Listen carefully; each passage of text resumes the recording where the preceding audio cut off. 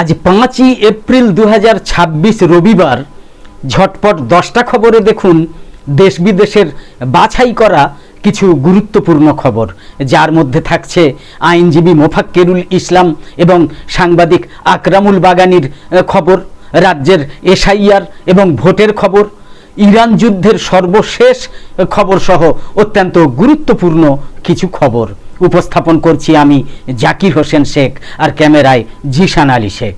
গতকাল 4ই এপ্রিলের খবর, মালদা জেলার সুজাপুর বিধানসভা এলাকায় এসআইআর পর্বে ভোটার তালিকা থেকে নাম বাদ চলে যাওয়া মানুষের পক্ষে প্রতিবাদ আন্দোলন থেকে গ্রেপ্তার হওয়ার ঘটনায় আইনজীবী মোফাক্কেরুল ইসলাম এবং ডিজিটাল সংবাদ মাধ্যম ইনসাফ বাংলার সম্পাদক আকরামুল বাগানিকে পুলিশি হেফাজতে নেওয়ার নির্দেশ দিয়েছে আদালত।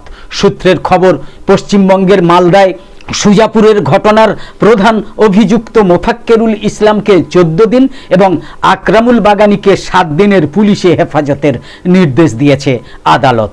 উল্লেখ্য যে আইনজীবী মোফাক্কেরুল ইসলাম সুজাপুরের আলশিফা হাসপাতালের সামনে 12 নম্বর জাতীয় সড়কের উপর একই প্রতিবাদ বিক্ষোভে তৃণমূলের সাবিনা ইয়াসমিন এবং কংগ্রেসের হান্নান বাবুদের সঙ্গে কিছুটা আগে পরে বক্তব্য রাখলেও সুজাপুরের ওই প্রতিবাদ বিক্ষোভ স্থল থেকে কম বেশি 20 কিলোমিটার দূরে মোথাবাড়ি বিধানসভার বিডিও কার্যালয় ঘেরাওকারী জনতাকে উস্কানি দেওয়ার অভিযোগে মোফাক্কেরুল ইসলাম এবং আকরামুল বাগানিকে গ্রেপ্তার করা হয়েছে।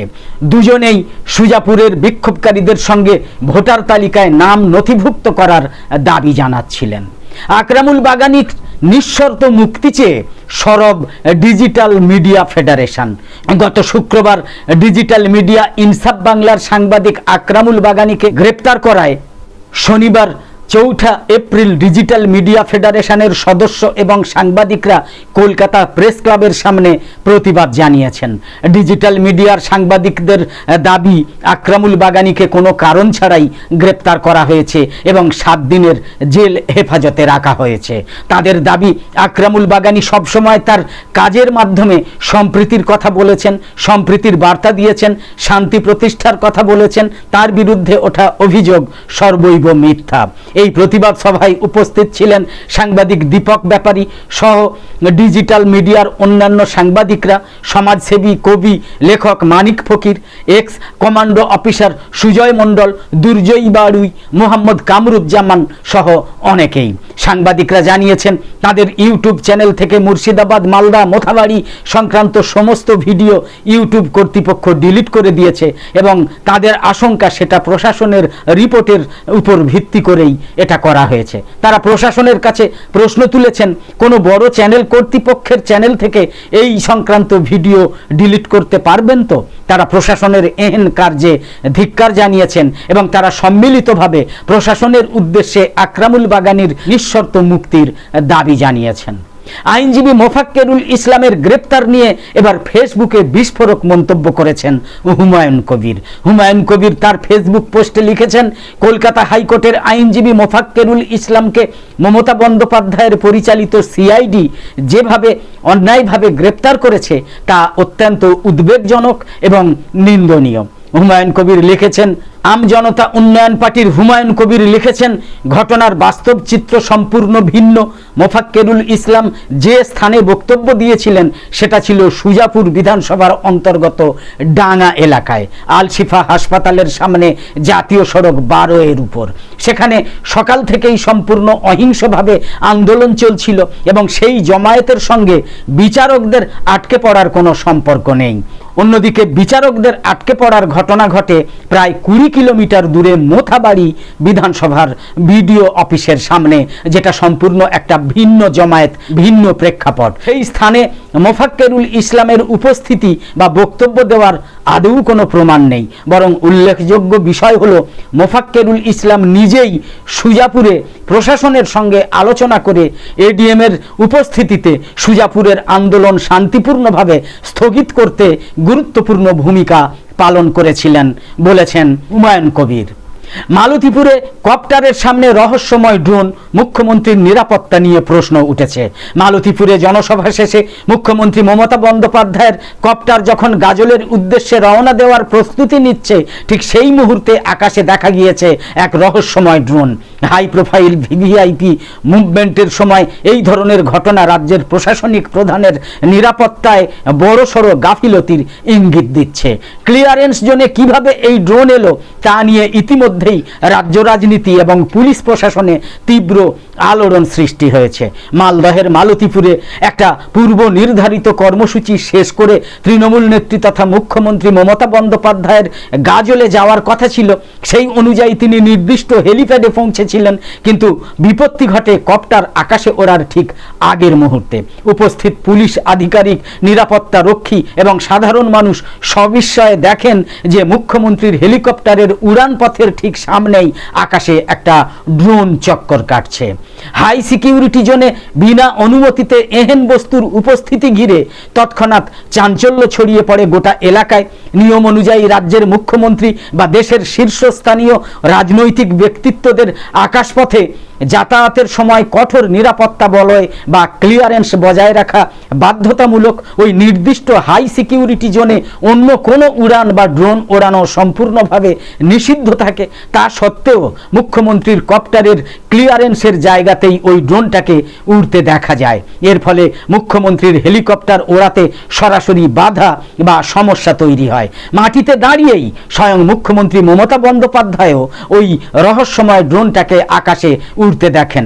সাধারণত মুখ্যমন্ত্রীর কপ্টার ওঠানামার ক্ষেত্রে জেলা পুলিশের পাশাপাশি স্পেশাল সিকিউরিটি ইউনিটের অর্থাৎ SSU এর কড়া নজরদারি থাকে।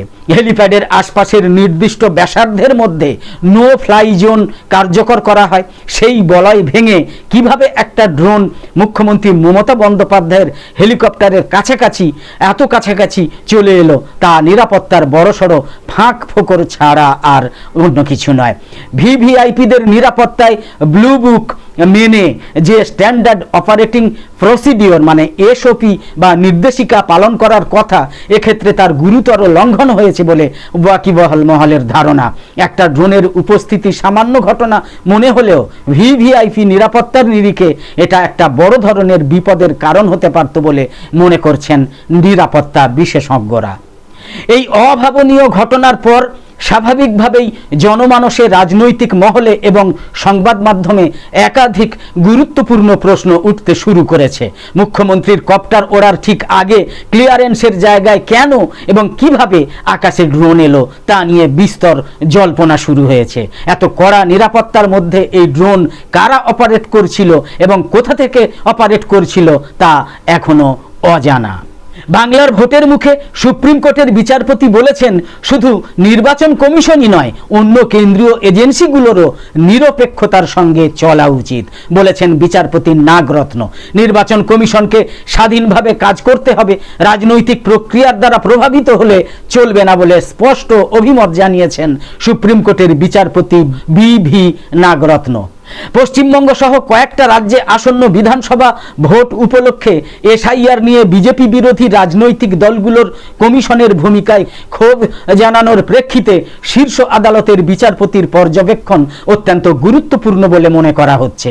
বিরোধী দলগুলোর দাবি, নির্বাচন কমিশন বিজেপির অঙ্গুলি হেলনে চলছে। শুধু কমিশনই নয়, অন্য কেন্দ্রীয় এজেন্সিগুলোরও নিরপেক্ষতার সঙ্গে চলা উচিত বলে মনে করেন বিচারপতি নাগরত্ন। এটা সবচেয়ে গুরুত্বপূর্ণ বলেছেন তিনি। সিনিয়রিটির মাপকাঠিতে 1927 সেপ্টেম্বর মাসে তার প্রধান বিচারপতির চেয়ারে বসার কথা। পাটনার চাণক্য জাতীয় আইন বিশ্ববিদ্যালয়ের এক সেমিনারে এই বক্তব্য জানিয়েছেন তিনি। খাতায় কলমে আধিকারিকের অস্তিত্ব অক্ষত রেখেও শাসন কাঠামোর ধীরে ধীরে অবলুপ্তির মাধ্যমে সাংবিধানিক অচলাবস্থা ঘটানো সম্ভব বলে জানান বিচারপতি BV নাগরত্ন। তিনি বলেছেন, প্রতিষ্ঠানগুলো যখন পরস্পরকে নজরে রাখা বন্ধ করে দেয়, তখনই কাঠামো ভেঙে পড়ে। তখনও ভোট হয়তো অনুষ্ঠিত হয়, তখনও আদালতগুলো হয়তো চলে, তখনও সংসদেও আইন তৈরি হয় হয়তো, তবুও ক্ষমতাকে সংযমের বাঁধনে আটকে রাখা যায় না, কেননা কাঠামোগত শৃঙ্খলারই আর অস্তিত্ব থাকে না তখন। হরমুজ প্রণালী খুলে দিতে 48 ঘন্টার সময়সীমা বেঁধে দিয়েছেন আমেরিকার প্রেসিডেন্ট ডোনাল্ড ট্রাম্প। তবে সেই হুঁশিয়ারি সরাসরি প্রত্যাখ্যান করেছে ইরান। উল্টে পাল্টা বার্তায় তেহরানও যুক্তরাষ্ট্রকে কঠিন পরিণতির সতর্ক বার্তা দিয়েছে। ইরানের কেন্দ্রীয় সামরিক সমন্বয়কারী সংস্থা খাতাম আল আম্বিয়া একটা বিবৃতিতে ডোনাল্ড ট্রাম্পের এই বক্তব্য তীব্র ভাষায় নাকচ করে দিয়েছে। সংস্থাটার জ্যেষ্ঠ কর্মকর্তা আলী আবাদি বলেছেন, মার্কিন প্রেসিডেন্টের এই ধরনের হুমকি অসহায়, দিশাহারা এবং বিবেচনাহীন আচরণের প্রতিফলন। এর আগে শনিবার হরমুজ প্রণালী খুলে দেওয়ার জন্য ইরানের প্রতি 48 ঘন্টার আলটিমেটাম পুনর্ব্যক্ত করেছিলেন ডোনাল্ড ট্রাম্প। তিনি বলেছেন, সোমবারের মধ্যে এটা করতে ব্যর্থ হলে ইরানে নরক নেমে আসবে। সামাজিক যোগাযোগ মাধ্যম ট্রুথ সোশ্যালে দেওয়া পোস্টে ডোনাল্ড ট্রাম্প লিখেছেন, আমি ইরানকে একটা চুক্তিতে পৌঁছতে অথবা হরমুজ প্রণালী খুলে দেওয়ার জন্য 10 দিনের সময় দিয়েছিলাম। সময় শেষ হয়ে আসছে। এখন হাতে আছে মাত্র 48 ঘন্টা, এরপরই তাদের উপর নরক নেমে আসবে। তবে তেহরান এই হুঁশিয়ারিকে গুরুত্ব না দিয়ে উল্টে কড়া প্রতিক্রিয়া জানিয়েছে। আলী আবাদি বলেছেন, এমন বার্তার অর্থ হলো পরিস্থিতি আরও জটিল এবং বিপজ্জনক হয়ে উঠবে, যার দায়ভার আমেরিকাকেই নিতে হবে। তিনি বলেছেন, এই ধরনের বক্তব্য আগুনে ঘি ঢালার শামিল। পরের খবর হচ্ছে, ইরানে তুমুল সংঘর্ষের মাঝেই নিখোঁজ মার্কিন পাইলটকে উদ্ধার করার দাবি করেছে আমেরিকা। ইরানের আকাশসীমায় আমেরিকার যুদ্ধ বিমান ভূপাতিত হওয়ার পর নিখোঁজ হওয়া মার্কিন পাইলটকে ঘিরে চরম উত্তেজনা তৈরি হয়েছে। তুমুল সংঘর্ষের মধ্যেই দ্বিতীয় পাইলটকে উদ্ধার করার দাবি করেছে আমেরিকা, দাবি করেছেন ডোনাল্ড ট্রাম্প। কাতার ভিত্তিক সংবাদ মাধ্যম আল জাজিরাকে মার্কিন প্রশাসনের এক কর্মকর্তা জানিয়েছেন, ভূপাতিত F-15E যুদ্ধ বিমান এর দ্বিতীয় ক্রু সদস্যকে তীব্র গোলাগুলির পর উদ্ধার করা হয়েছে। তবে এখনও তিনি সম্পূর্ণ নিরাপদ নন এবং উদ্ধার অভিযান এখনও অব্যাহত রয়েছে। জানা গিয়েছে, ওই পাইলটকে নিরাপদে বাইরে নিয়ে আসাই এখন সবচেয়ে বড় চ্যালেঞ্জ। উদ্ধারকারী দলকে ইরানের ভেতর থেকেই নিরাপদ স্থানে ফিরতে হবে, যা পরিস্থিতিকে আরও জটিল করে তুলেছে।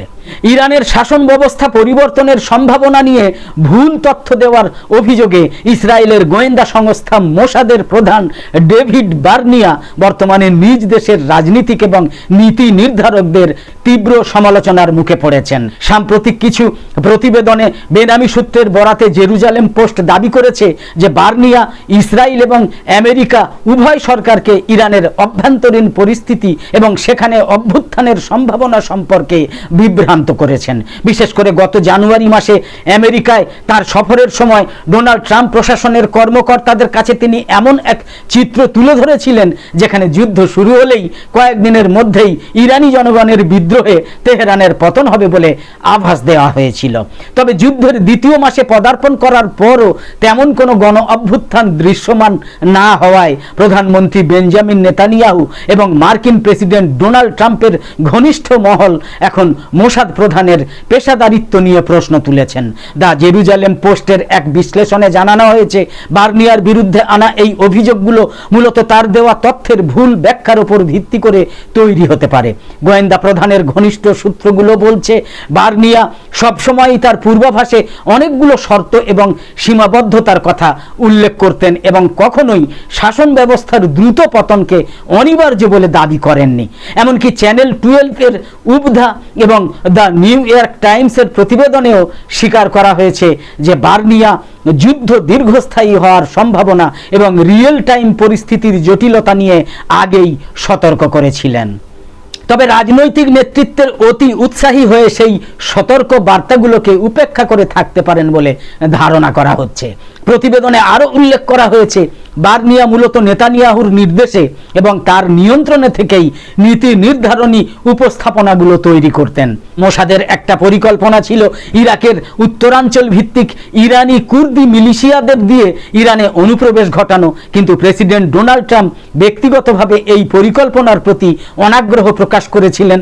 বার্নিয়া মূলত সাবেক প্রধানমন্ত্রী নাফতালি বেনেটের সময় থেকেই ডেথ বাই আ 1000 কাট বা ছোট ছোট অনেক আঘাতের মাধ্যমে ইরানকে দুর্বল করার কৌশল অনুসরণ করে আসছিলেন। তবে বর্তমান পরিস্থিতিতে যখন বড় মাপের সরাসরি যুদ্ধ শুরু হয়ে গিয়েছে, তখন সামরিক শক্তি প্রয়োগ করে রাজনৈতিক পরিবর্তন আনা কতটা সম্ভব তা নিয়ে ইসরায়েলি প্রতিরক্ষা বাহিনী আইডিএফ এবং মোসাদের মধ্যে মতপার্থক্য তৈরি হয়েছে। বর্তমানে ইসরায়েলি রাজনীতিকদের ক্ষোভের একটা প্রধান কারণ হলো মোসাদের তথ্যের ভিত্তিতে নেওয়া সিদ্ধান্তের আশা অনুরূপ ফলাফল না পাওয়া। একদম শেষে বলি, নতুন করে নতুন আঙ্গিকে রাত 9টার পরে ইউটিউব এবং ফেসবুক পেজে নিউজ নির্ভীকের ঝটপট 10টা খবর ভালো লেগে থাকলে ইউটিউবে নোটিফিকেশান পেতে সাবস্ক্রাইব করে পাশের বেল আইকন অন করে রাখুন। আর ফেসবুকে লাইক বা ফলো করে আমাদের আরও নতুন নতুন ভিডিও বানাতে এবং লাইভ সম্প্রচারে উৎসাহিত করতে লাইক, কমেন্ট এবং বেশি বেশি শেয়ার করে সঙ্গে থাকুন। তো আপাতত শেষ করছি। কামনা করি সকলে সবসময় খুব ভালো এবং সুস্থ থাকুন, সাবধানে থাকুন। ধন্যবাদ।